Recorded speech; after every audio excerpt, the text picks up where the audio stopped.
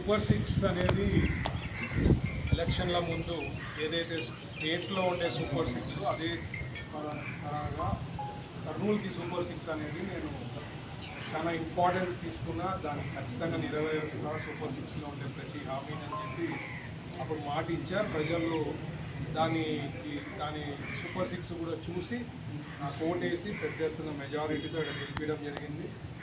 So దాని భాగంగా రెగ్యులర్గా ఏమేమి ఉన్నాయి దాంట్లో పాయింట్స్ అవన్నీ సార్ట్అవుట్ చేసే దాంట్లో హైకోర్టు బెంచ్ అనేది చాలా మోస్ట్ ఇంపార్టెంట్, క్రిటికల్ అనేది ఐడియా ఉంది నాకు. అందుకనే ఈవెన్ ఎలక్షన్ల ముందు కూడా పత్తికొండకు వచ్చినప్పుడు కూడా చంద్రబాబు గారితో అప్పుడు కూడా మాట ఇచ్చి ఖచ్చితంగా మన గవర్నమెంట్ వస్తే గ్యారంటీ చేస్తానని చంద్రబాబు గారు చెప్పారు. అలాగే లోకేష్ గారు యువగలం పాదయాత్ర జరిగేటప్పుడు కూడా మన డిస్ట్రిక్ట్ కోర్టు నుంచే మనకి పాదయాత్ర పోతున్నప్పుడు అప్పుడు కూడా అడ్వకేట్లందరూ కూడా రిక్వెస్ట్ చేసినప్పుడు ఆయన సార్ కూడా మన గవర్నమెంట్ వచ్చిన వెంటనే గ్యారంటీ చేస్తామని చెప్పడం జరిగింది.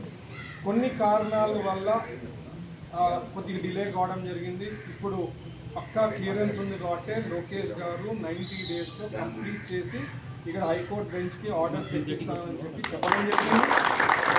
అంత లేదే క్లారిటీ లేకపోతే లోకేష్ గారు ఎప్పుడు టైం చెప్పరు, 90 డేస్ అని ఇచ్చారు కాబట్టి ఇంకా త్వరలోనే అవుతుంది. త్వరలోనే గుడ్ న్యూస్ ఇంకా రైటింగ్లో వస్తుందని నేను భావిస్తున్నా.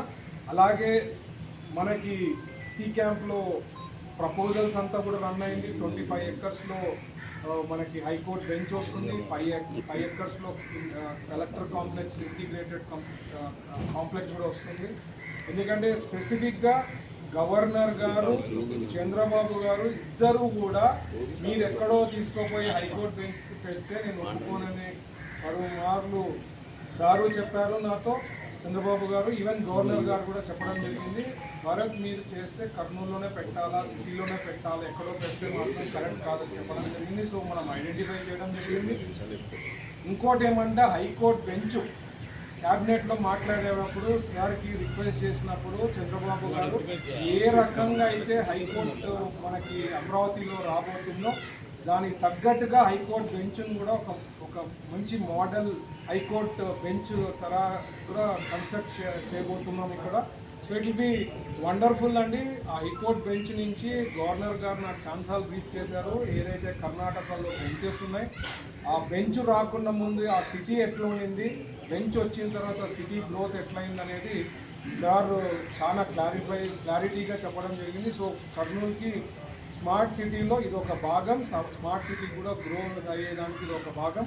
సో హైకోర్టు బెంచ్ అనేది ఎప్పటి నుంచో మన అడ్వకేట్స్ అనుకోండి, అప్పుడు పెద్దలు శ్రీబాగ్ కమిటీలో రాసుకునేది అనుకోండి, టీజీ వెంకటేష్ గారు రాయలసీమ హక్కుల్లో దాంట్లో కూడా ఎన్నోసార్లు ఫాదర్ కూడా పోరాడడం జరిగింది. ఫైనల్గా ఇప్పుడు కంక్లూడ్ అయింది. అది ఓన్లీ బికాజ్ ఆఫ్ చంద్రబాబు గారు లాంటి లీడర్ ఉన్నది కాబట్టి పాసిబుల్ అయింది. ఏదో చెప్తే మాటిస్తే ప్రీవియస్ గవర్నమెంట్ లాగా ఒకటి చెప్పి ఒకటి చేసే రకం కాదు. మా సారు ఏదైతే మాట ఇచ్చారో అది నెరవేరుస్తారు, నెరవేరుతున్నాయి కూడా, ఎన్నో పనులు అవుతున్నాయి. So we are so happy and grateful to Telugu Desam government and Chandrababu garu and Lokesh garu. Thank you.